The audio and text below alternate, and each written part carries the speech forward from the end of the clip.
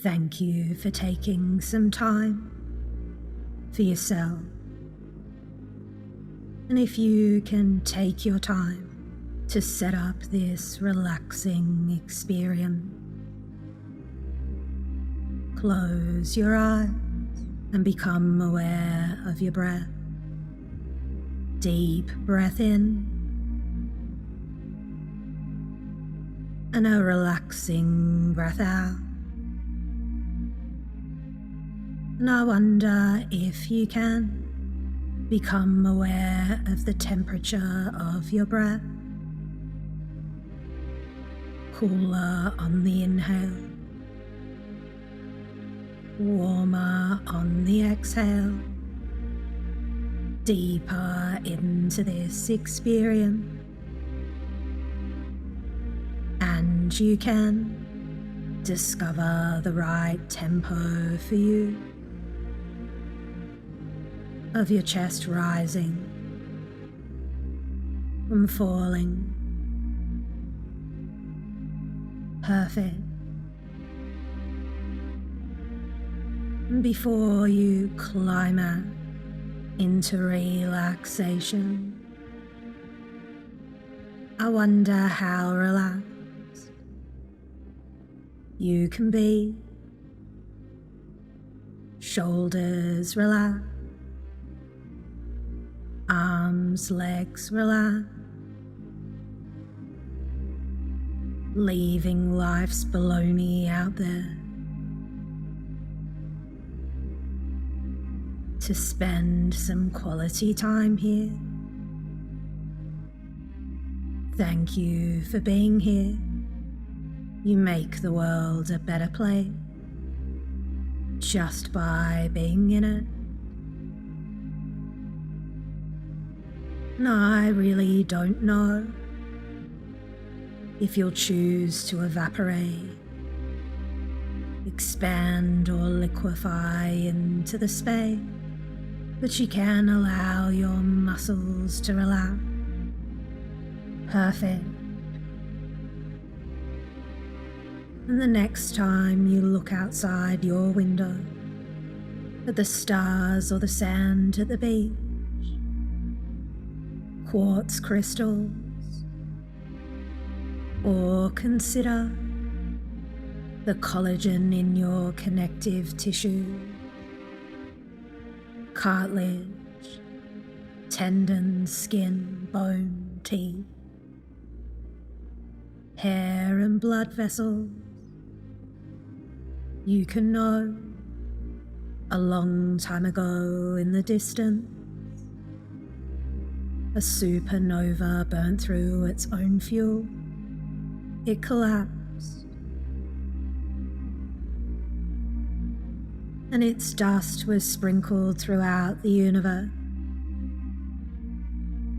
And that silica is 60% of the Earth's crust. Both the silica of the body, the silica of the stars, silica found in glass, quartz crystals, quartz in computers, mobile phones, most processors that power the great machines. And if you've ever met an Australian or journeyed to the southern hemisphere, you've probably seen a constellation of stars that have a great deal of cultural significance. They are the 4 bright stars on the Australian flag, the Southern Cross. You can find the Southern Cross tattooed on the backsides or love handles of women and on men's arms or shoulder blades. And you can find it on the New Zealand, Samoan, Brazil and Papua New Guinea flag. And there are also Southern Cross bakeries, church supplies distributors, paint supply, and Southern Cross engineer consulting firm. and some view the Southern Cross to be a mythical bird in the sky, and only a few angles above the Southern Cross you'll find a large dark nebula known as the coal sack. And you've probably seen nebula before on yoga tights. It looks like if someone could vomit glitter into a tie-dyed t-shirt. So if you were to imagine grey and black glitter, that would be the nebula, about 600 light years away. And beyond that you'll find the jewel box, about 6,440 light years from Earth. And its youthful age for a star cluster of 14 million years. And if you were to imagine a black box in the middle of a black table, floating in the dark black sky, and if you were to throw in a handful of large bright diamonds, and while you're there throw in some more, and another handful of small ones. Now grab a handful of the brightest blue, sapphires, one large ruby, and finally a sprinkling of tiny rubies. And it was the Australian chemist Ernest Johannes Hartung that wrote about the jewel box, also known as NGC 231. This cluster produces the impression of a handful of glittering diamonds displayed on black velvet. And if you were now, while you're out there, imagine reaching out and holding the earth in your right hand now. Wonder what the earth is feeling, thinking, understanding about the world.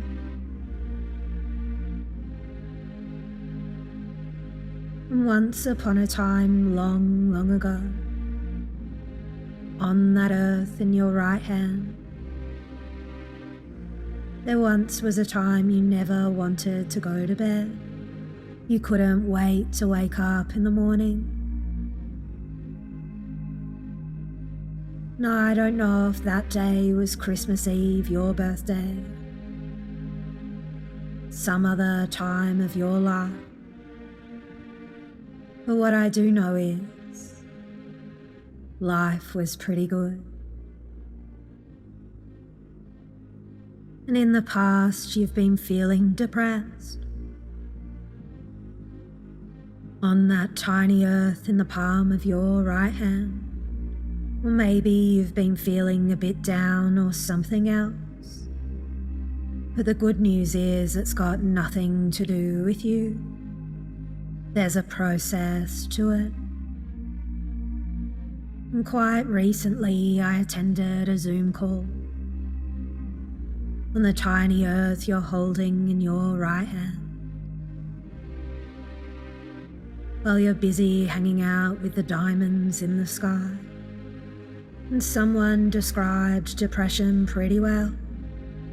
And you can find that in Andrew Solomon's book called The Noonday Demon. And I'll share a little of it with you now.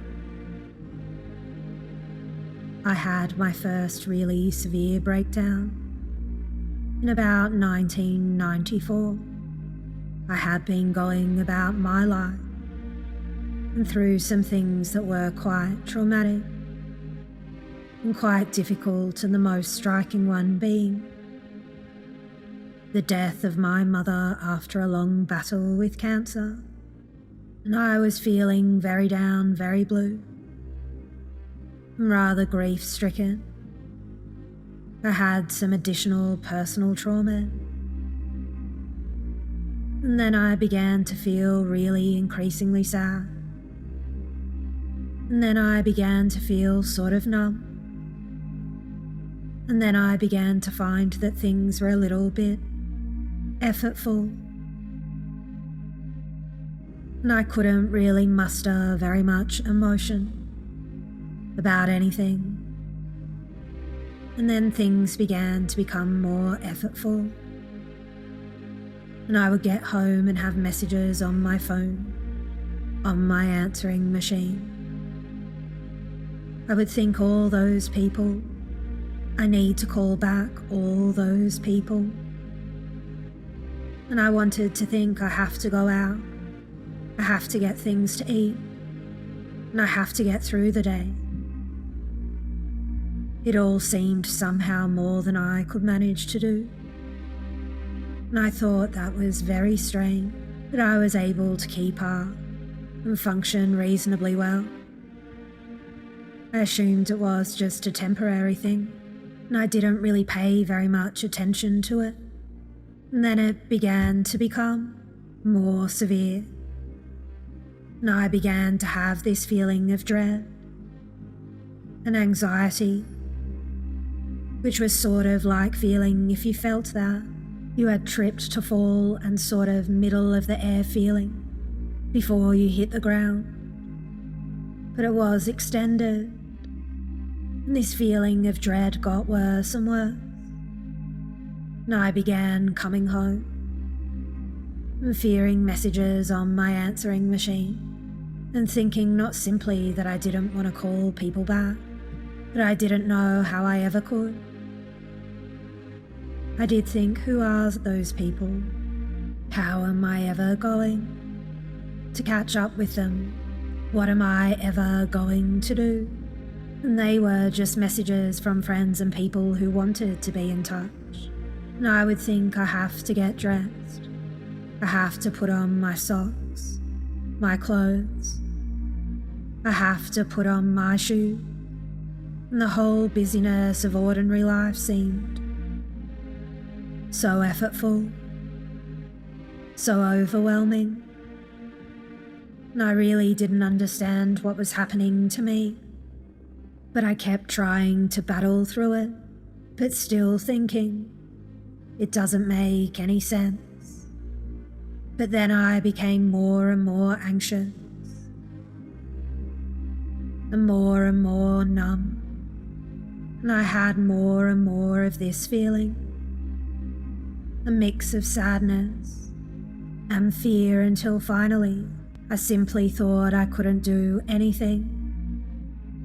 And I found myself at last one day thinking, I can't get up.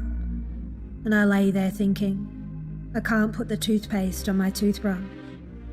I can't brush all of my teeth. It just seemed like such an overwhelming task. It's much more frightening, much more overwhelming than being interviewed on public radio. How am I going to get out of bed? And I lay there in bed just shaking with fear and feeling completely unable to do anything. And finally, with no emotion of any kind, except that fear and anxiety, I thought, I have to call someone. I have to get out of my apartment. And I couldn't reach for the telephone. I lay there staring at the telephone thinking, you just pick it up and you dial, but I simply couldn't do it. Unfortunately, someone called me.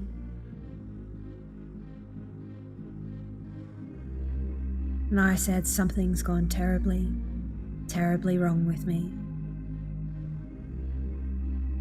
And that man, Andrew Solomon, wrote that, from the tiny earth you hold in your right hand now. And I don't know if you've seen recently or heard, from the tiny earth in your hand, that Andy Warhol's painting of Marilyn Monroe sold for nearly $200 million. And Andy Warhol would use some small dots, some big ones, which were all the result of the half-tone screen mass printing technology. Now, I don't know if you've ever seen or been to a lecture or heard a talk when the presenter holds a large empty glass jar on the stage and places a few large pebbles in it and asks the audience, is it full? And adds a few more large pebbles and asks the audience if it's full, and a few smaller pebbles and asks, is it full?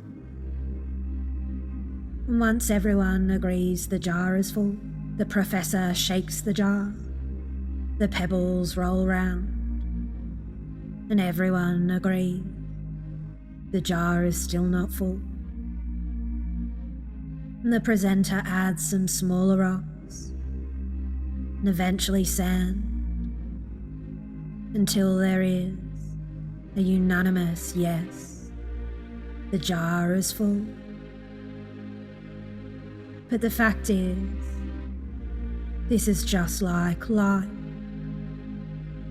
The big rocks are like, get up, brush your teeth, have a shower, exercise. And sometimes they transition to smaller rocks and to sand. And the larger rocks become hobbies, family, friends, career, health. And to quote Deepak Chopra, every time you're tempted to react in the same old way, ask if you want to be a prisoner of the past or a pioneer of the future. But if you were to put the sand in that empty jar first, there's no space for the pebble, for the rocks. And now, with the earth in your right hand now,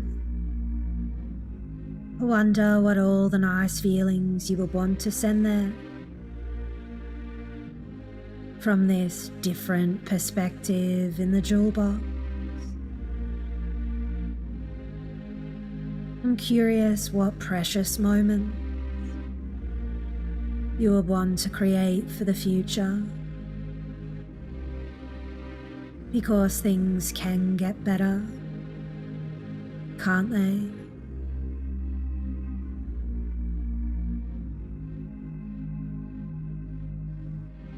Once you know the earth is pretty good, just like those times you couldn't wait to wake up, you didn't want to go to bed, you can fly back down to Mother Earth, take all the precious stones that you need,